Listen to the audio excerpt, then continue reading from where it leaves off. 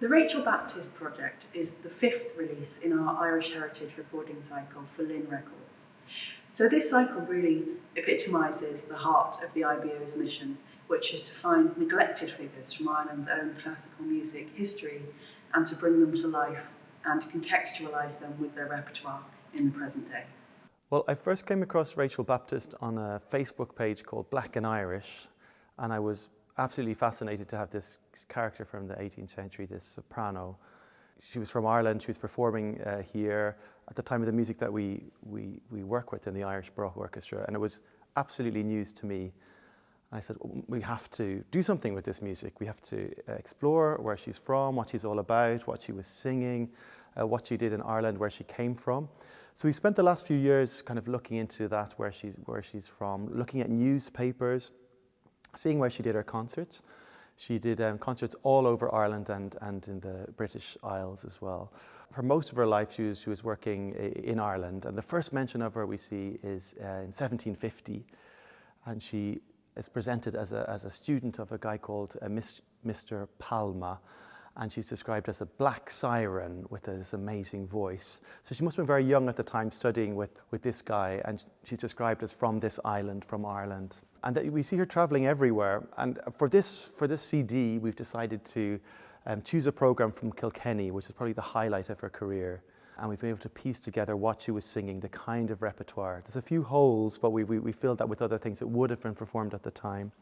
So this CD will be the concert that she did in the Thulsel in Kilkenny, which coincidentally she did at the same time as Tenducci, who's the main character of our other CD. So we have this huge Italian superstar, Tenducci, and then this Irish homegrown talent performing together. And they sang so well together that there was poetry written about the evening it's called Finn's Journal, which is the name of the newspaper of the time. But yeah, there's so many fascinating details about Rachel Baptist, but also a lot we just don't know. Looking at her career, it seems that she performed in lots of outdoor venues which were very popular at the time, like up near the Rotunda in the Marlborough Gardens. We don't see her so often inside in places like Fishamble Street, only very occasionally in Smock Alley Theatre, which is the other one. So maybe there's an extent to which she was kept outside of these places. People always reference the colour of her skin, mostly as a positive, and occasionally in the case of our friend Tenducci, who is a scoundrel. He seemed to have some problem with her, it seems, in the newspaper. He wasn't always happy to be associated with her. We don't know why. Maybe it was something to do with her voice, or maybe it was a race issue, we don't know. But for me, it's fascinating looking back through time and seeing how diverse Ireland was even in the 18th century. I'm really discovering most of this repertoire. I've done fairy style a lot, that little gem, it's gorgeous. And I knew Mirth had met me from my crew as well, but I hadn't sung it before. And the rest of the repertoire is all new to me. It's really nice to discover it. I hadn't even sung any Pasquale before. And I think I did one Arn aria when I was at school that I really liked. So it's really nice to be doing this beautiful Arn aria. It's just really interesting to think about this person who I kind of discovering this music that Peter's curated so well for the disc.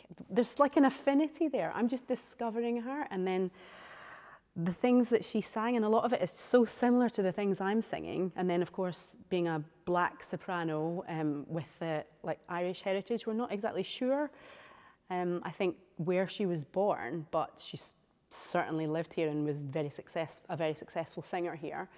And yeah, as you can tell from my name, I'm I'm half Irish and half Tanzanian. So yeah, it's like this connection through the centuries. And I've always found it's really interesting as well to look at the repertoire that was performed like hundreds of years ago and how much it's kind of changed. I mean, today I think all around the world, we sort of have honed in on the same repertoire that's favourites everywhere. But at that time, it was really much more localised because, well, there weren't CDs and music that you could just buy online or whatever. So it was so much more local, and people would sing like local tunes by local composers, and they wouldn't necessarily have heard even some of the music that we've heard from that time. So it's really interesting.